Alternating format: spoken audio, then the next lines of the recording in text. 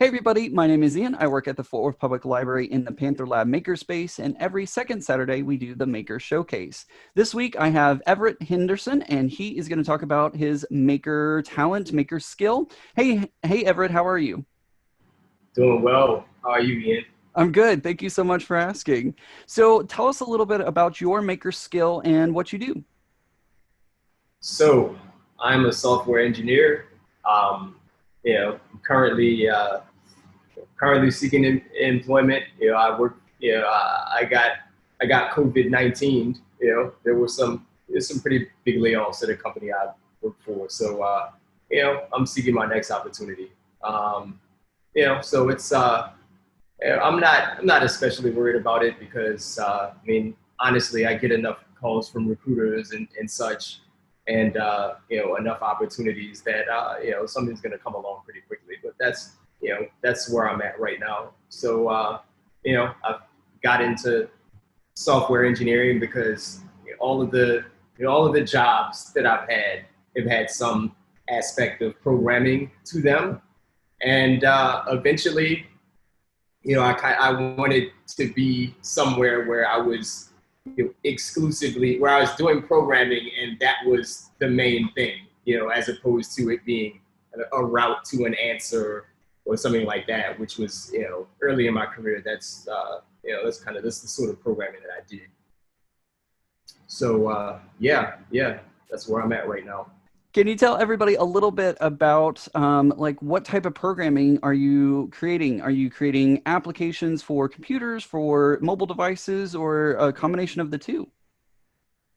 Yeah, good question. So I'm mainly creating web applications. That's what I've done professionally, on the side, and for my own personal growth and development.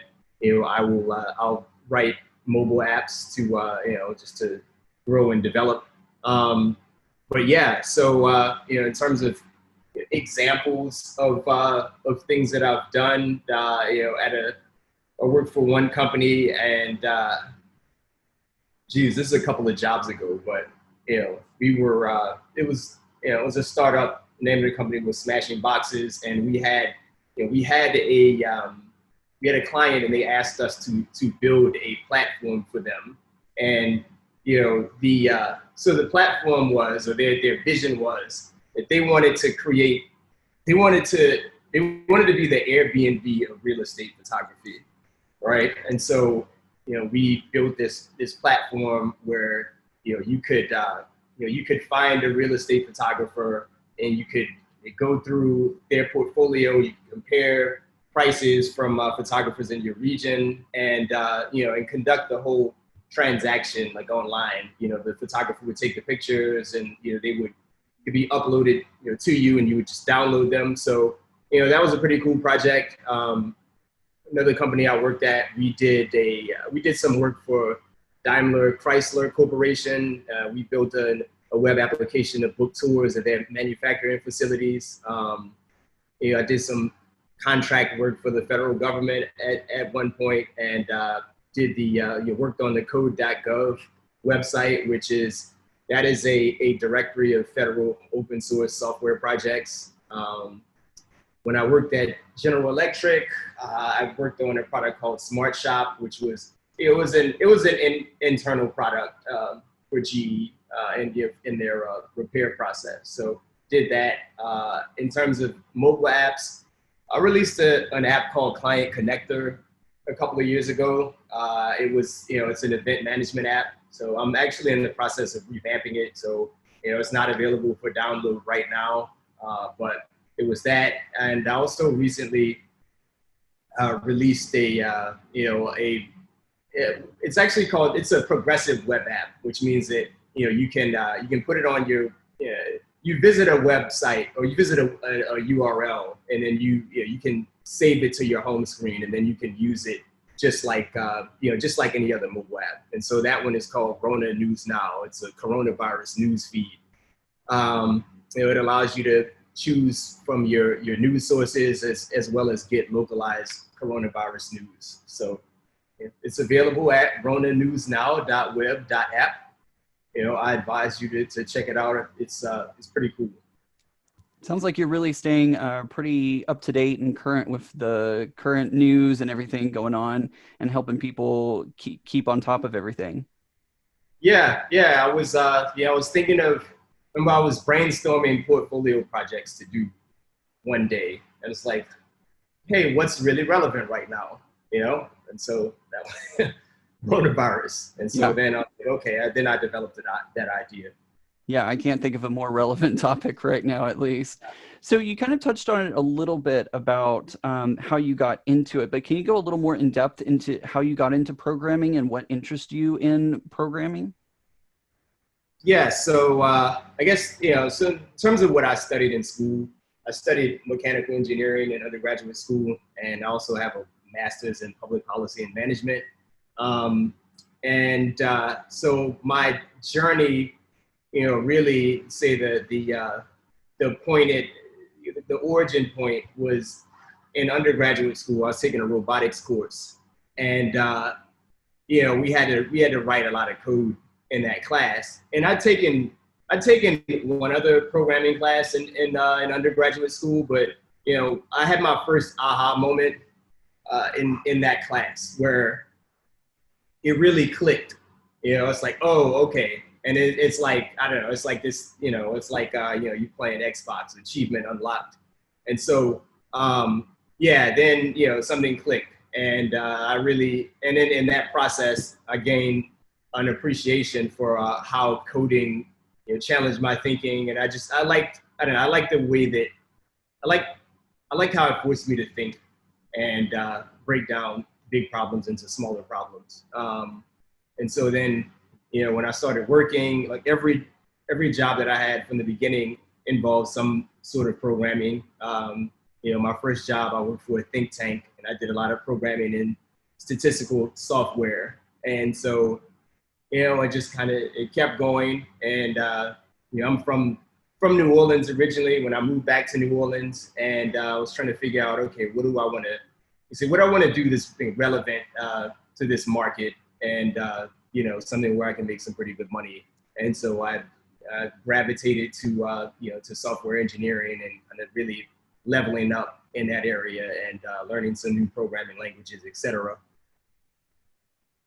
Very cool. Yeah, absolutely. And you mentioned a little bit about programming languages. There are many, many out there. Which ones do you focus on? So I focus on JavaScript. That's my main language. So I'd say it's been pretty consistent since the beginning. JavaScript is the language of the web. I mean, any kind of like cool looking effect or like interactivity that you see on a website or like in a web app is courtesy of JavaScript. And so, learning various frameworks like React and in Angular. Right now, I'm really into Angular and working with that a lot this summer. As a matter of fact, Rona News Now was created in Angular. So yeah, a lot of JavaScript, and then also you can use JavaScript on the front end as well as on the back end to do databases or any kind of processing that isn't taking place directly like in the browser. Like when you go to you know when you're shopping on Amazon, right? It's like when you make a transaction, that transaction that's taking place on Amazon servers, and it's being persisted to some kind of database on an Amazon server. That's not taking place on your computer, right? So JavaScript allows you to do back end work as well. There's a framework. There is it's an operating system / framework called Node, which is that's like really I don't know, it's a big thing in JavaScript. If you start doing any kind of JavaScript programming at beyond a basic level, like you're gonna encounter Node. So yeah, so my focus is on JavaScript. I've written in other languages like Java. My most recent job, I wrote a lot of Java, but JavaScript is that's pretty much what I've worked in. Yeah, absolutely. I took a college class and I worked in C++, and that was not fun. I did not enjoy that at all. Yeah. Speaking of that, a lot of times whenever you're creating code, from my experience in that class, whenever I was creating code, I had so many errors and I had so many problems with my coding. How do you go about not getting, super frustrated and trying to figure out those bugs that you find, and how do you not get so frustrated that you just kind of scrap the whole thing and walk away? Yeah, I'd say, well, so programming has gotten, I think that the tools that developers use have gotten better over the years. So like, I am using Visual Studio Code the most at the moment, and that's a Microsoft product. But you know, you can when you're working on a project, you can set up rules and linting. And the linting, it basically so the program, or like the integrated development environment or text editor that you're working in will catch errors for you in your code, and highlight them, and you can hover over it, and it'll tell you, oh, hey, you're not this can't be used in this place, or hey, you can't reassign this variable, that sort of thing. And so that that's definitely helped a lot with catching bugs. I'm back in the day when when I was in undergraduate school and programming in MATLAB, and like you know using Notepad, on Windows 95 or something like that. It's like there's no linting. There's nothing that's going to tell you. You have to go through error messages. So I think so. The tools have gotten better in terms of like text editors and integrated development environments. Also, you know, the next thing is, if you look at the sort of error that you're getting, if you have been if you're knowledgeable about a particular framework, or you've been working on a project for a long time, like you generally have some sense about what went wrong, right? And so you can look at the errors that are in JavaScript, especially that you're getting in the developer console, and you can work backwards from there. I mean, a lot of times it'll be clear what you have to do from that. And the last thing is, just go highlight whatever the error message is and just plop it into Google, and and search, and 11 times out of 10 someone has encountered that, and there'll be there'll be something on Stack Overflow about it, or someone will have opened an issue in GitHub about that particular error, and you can trace it down and figure it out. So yeah, between the IDE and it's kind of like your own know-how and Google, you can you can figure out what you need to do. But I mean, you still have to have the patience and the persistence to stick with it. Like I don't like whatever my like I'm like pretty smart. I'm kind of smart, but like my superpower is my ability to suffer nobly. That is my superpower, and just sticking with it. Yeah, yeah. I Like really like that. Suffer nobly. yeah, That's good. That's good. Yeah, the tools have really advanced a lot, and it's great that it's able to put these errors more visible. And a long time ago during coding, it was so much harder to find your errors and find that. So it's great that the tools are rapidly catching up with us and able to help us out more. As someone who may not be familiar with coding and would maybe want to learn more, like what type of suggestions do you have for someone who wants to learn more about coding and learn more about what it's all about, and how to get started with it? yeah. So I think so. In terms of, all right, I'll say, I think the best thing to do is, and the thing that will motivate you and make you want to stick with it, is figure out some project, some product that you want to create. You know, I want to create an app that does this. And when I say app, it doesn't have to be, you know, it doesn't have to be something that you put in an app store. It could honestly, you know, it could just be something that, you know, like that you know, like a web app, you know, or something you run on the local server on your computer, or something like that, right? So you figure out, okay, this is something that I care about a lot.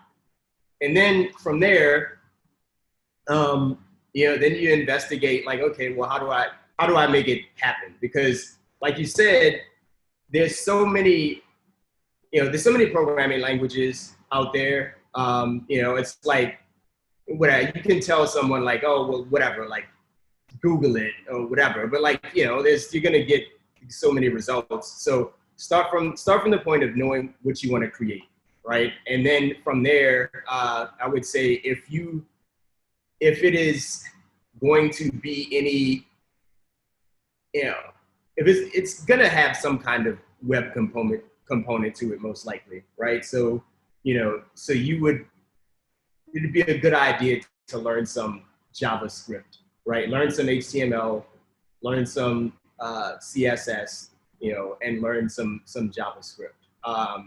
And then if it is going to involve some kind of data being persisted to a database or something more permanent, then you know, at that point, then you start looking into, you know, you can kind of, let's see, I would say depending on your level of comfort with JavaScript, you know, then I don't know, maybe you know, for a back end, you know, maybe you look into Node.js and you're doing data persistence that way.